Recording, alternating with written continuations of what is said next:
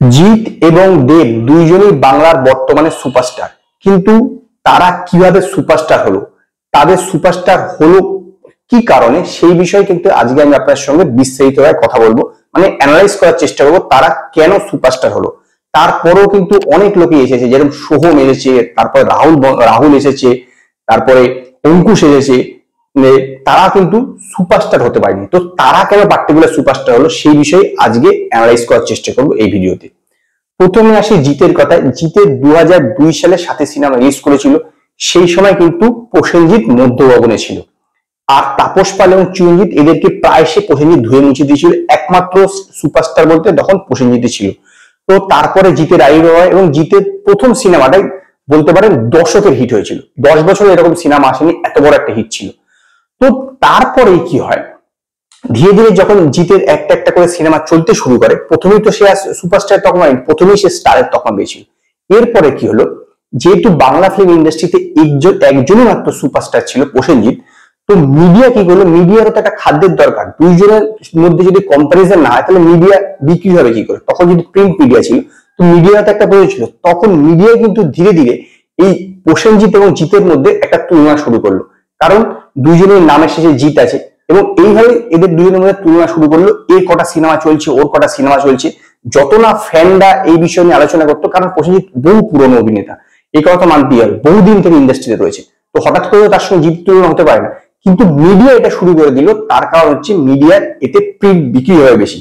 সেই কারণে এই যে তাদের কম্পারিজনটা শুরু করলো, এর ফলে কি হলো, ধীরে ধীরে ধীরে ধীরে আপনার জিতকে তারা আরেকজন সুপারস্টার হিসেবে প্রেজেন্ট করতে শুরু করলো এবং দুজনের মধ্যে কম্পারিজন শুরু হয়ে গেল। এবং এইভাবে কিন্তু জিত স্টার থেকে ধীরে ধীরে সুপারস্টার হয়ে গেল। এরকম না যে তার সিনেমা চলে আসছে হয়ে গেছে, না না, সিনেমা তো চলেইছে, কিন্তু তার পাশাপাশি মিডিয়াও তাকে কিন্তু এইভাবে করে হয়েছে। এরপরে আসছি দেবের কথা। দেব 2006 সালে অগ্নিশপথ সিনেমার মাধ্যমে আত্মপ্রকাশ করে, কিন্তু সিনেমাটা ভালো চলেনি। তারপরের বছর থেকে সিনেমা ভালো চলা শুরু করে।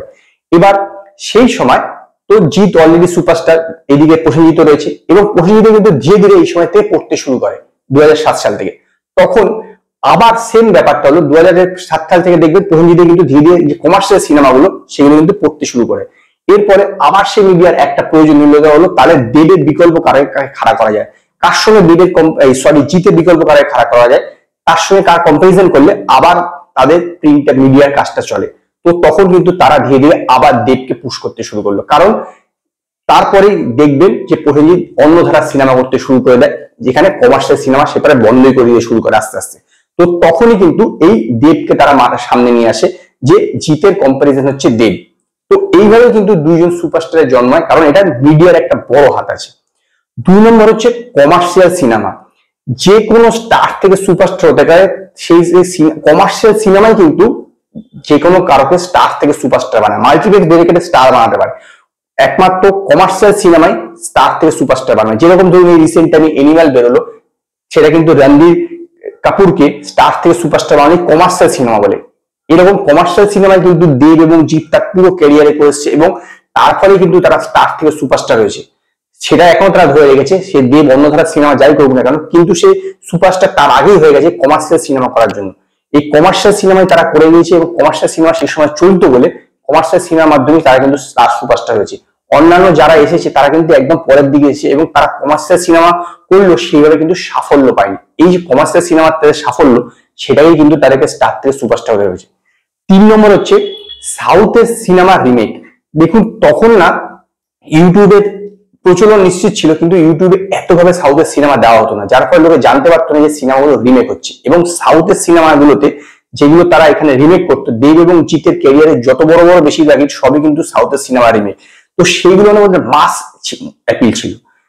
সাউথে এমনিতেই মাস অ্যাপিল বেশি থাকে, তো সেই মাস অ্যাপিল গুলো ছিল, যেটা মাস পিপলকে খুব এন্টারটেইন করতো। এবং সেইগুলো যেহেতু এরা দুজন করেছে এবং সাকসেস হয়েছে, তার ফলে মাস অডিয়েন্স তাদেরকে খুব পছন্দ করতো। মাস অডিয়েন্সই কিন্তু এই যে কোনো লোককে সুপারস্টার বানায়, মানে সিঙ্গেল স্ক্রিন। তো সিঙ্গেল স্ক্রিনে এই সিনেমাগুলো খুব ভালো চলতো, এবং সিঙ্গেল স্ক্রিনের দর্শকই কারোকে স্টার থেকে সুপারস্টার বানায়, এবং এইটাই তাদেরকে কিন্তু স্টার থেকে সুপারস্টার হতে সাহায্য করেছে।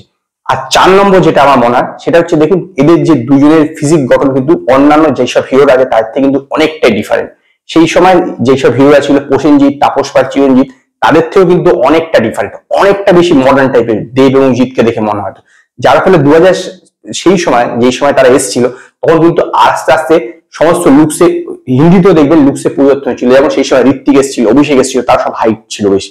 তো এই যে পরিবর্তনটা, এটাও কিন্তু বাংলা ফিল্ম ইন্ডাস্ট্রি করেছে এবং সেই সময় তারা এসেছে এবং সেইটাতে কিন্তু তাদের একটা মানে আলাদা একটা গ্রেস তৈরি করেছে।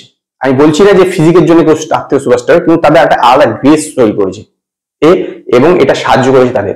আর তো 5 নম্বর নিশ্চিত ভাগ্য। ভাগ্য না থাকলে আপনি কোনো কিছু হতে পারবেন না। দুইজনে কিন্তু ভাগ্য প্রচন্ড ভাবে সহায় করেছে। তারা যেরকম বড় বড় প্রোডাকশন হাউসে কাজ করেছে এবং তারা সাফল্য পেয়েছে এবং ভাগ্যেরও প্রচুর সাহায্য পেয়েছে, সেটা সর্বক্ষেত্রে। সেই কারণে আজকে এই জায়গাতে পৌঁছাতে পেরেছে বলে আমার মনে হয়। আর 6 নম্বর হচ্ছে গান। কোন কমার্শিয়াল সিনেমা হিট হওয়ার জন্য না গানগুলো সুপারহিট হওয়া প্রয়োজন। দেখবেন দেব এবং জিতের সেই যেই সময় কথা বলছি 2002 থেকে 2010-12 পর্যন্ত সমস্ত সিনেমার গান 3 থেকে 4টে করে গান সুপারহিট হয়েছে, তারা এখনো কিন্তু সেই গানগুলো বাজে। এই গান সুপারহিট হওয়াটা কিন্তু খুব ইম্পর্টেন্ট একজন স্টার থেকে সুপারস্টার। যে কোনো আপনি স্টার বা সুপারস্টারকে দেখেন তাদের গানগুলো কিরকম হিট হতো সিনেমা, সেই যে সুপারহিট গানগুলো হতো, এইটা কিন্তু তাকে বিশাল সাহায্য করেছে। কারণ যখন তার স্টেজ শো করেছে তখন কিন্তু সেই গানগুলো উপরে কিন্তু নাচে। তো এইটা কিন্তু একটা বড় তাদের সাহায্য করেছে সুপারস্টার হওয়ার। এবং লাস্ট যে কারণটা আমার, সেটা হচ্ছে হিরোইন।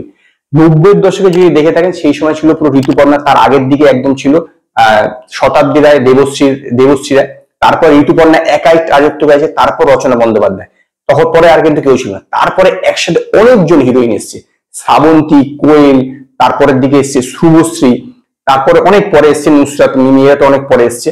কিন্তু সেই সময় অনেকজন হিরোইন ছিলেন, তাদের সঙ্গে এই জুটিগুলো, এই দুইজনের কিন্তু সুপারহিট হয়েছিল। এই জুটিটাই কিন্তু একটা সাহায্য করেছে তাদেরকে আলাদা অরা ক্রিয়েট করতে ফ্যানদের মধ্যে। এই জুটির জন্য তারা কিন্তু স্টার থেকে সুপারস্টার হয়েছে। অন্তত আমার এরকম মনে হয়। এই কটা কারণের কারণে আমার মনে হয় যে তারা স্টার থেকে সুপারস্টার হতে পেরেছে, এইটা তাদেরকে সাহায্য করেছে। তো আপনাদের কি মতামত, বা আপনাদের আরো কোনো মতামত আছে নাকি, মানে অতিরিক্ত কিছু মনে হয় নাকি, এছাড়াও অন্য কোনো কারণ থাকতে পারে, সেটা আপনারা আমার কমেন্টে জানান। যদি আপনাদের এই ভিডিও পছন্দ হয় তো লাইক করুন, কমেন্ট করুন, শেয়ার করুন। আর নতুন নতুন আপডেটের জন্য আমার চ্যানেলকে সাবস্ক্রাইব করুন।